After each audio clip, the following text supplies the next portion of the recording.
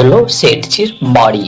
শেঠজির কৃপণতার জন্য স্বামী স্ত্রী দুইজনের মধ্যে সর্বদা ঝগড়া লেগেই থাকতো।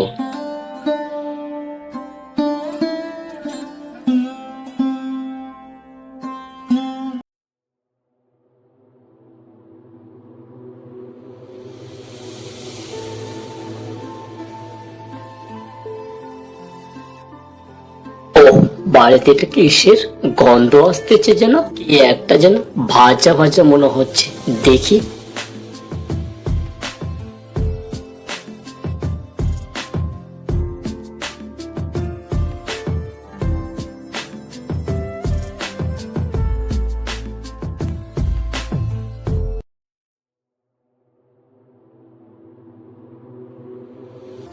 আরে তুলসী, তুই কি করছিস? এগুলি কি করছিস?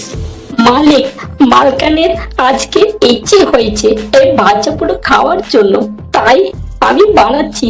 মালকানে আমাকে বানাতে বললেন। কি? এক্ষুনি বন্ধ করে, এক্ষুনি বন্ধ করে। তুমি জানো না এই ভাজা পুরো বানাতে কত গ্যাসের খরচা আছে, তেলের খরচা আছে, মশলার খরচা আছে। সেই খরচা দিয়ে 2 মাসের খরচা চলে যাবে। এক্ষুনি বন্ধ করো। কই তোমার মালকিন কোথায় আছে? মালিক রুমে। ঠিক আছে, দেখছি আমি, তুমি বন্ধ করো।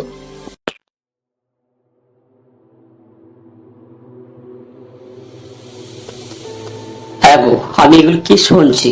বলো, তুমি নাকি তুলসীকে ওইসব বানাতে আদেশ দিয়েছো? হ্যাঁ, আমি দিয়েছি আদেশ। আমার খাওয়ার ইচ্ছা আছে, তাই বললাম যাও 1 কেজি তেল নিয়ে আসে, কিছু একটা বানাও।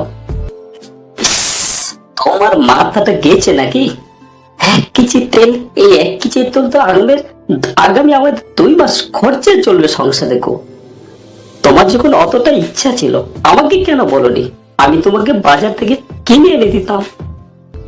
হ্যাঁ, 2 মাস কেন, তোমার ওই 6 মাস চলতো 1 কেজি তেল দিয়ে। তুমি যেটা কম চুস, নিষ্ঠুর, কিপটে, আমি আজকে জানতে পারছি। 6 মাস ধরে তোমার সঙ্গে এইভাবেই চললো। কোন দিনটা দেখে যে তোমার সঙ্গে আমার বিবাহ হয়েছিল, আগে যদি জানতে পারতাম তোমাকে বিয়ে করতাম না আমি। তোমার এত বাবার সম্পত্তি কি করবে গো তুমি? মরে গেলে সব তো পরে থাকবে। হায় হায় হায় হায় হায় হায়, এ কি বলছো তুমি? আগের দিনের পৌরা স্ত্রীরা নিজের স্বামীর আয়ুর জন্য প্রার্থনা করতেন এবং উপবাস করতেন। আজকাল দেখো এই বউ কথা বলছে, কথার উপরে কথা বলছো। হায় হায় হায় হায়, এইসব কথা বলতে তোমার একটুকু দ্বিধাবোধ হলো না? যাক, ভালো হয়েছে। বেশি কিছু বলতে গেলে তোমার একটা অঘটন ঘটবে, সেটা আবার আমাকেই খরচা করতে হবে। যা হয়েছে ভালো হয়েছে। ওর সঙ্গে তো কথা বলাটাই আমার পাপ। চল।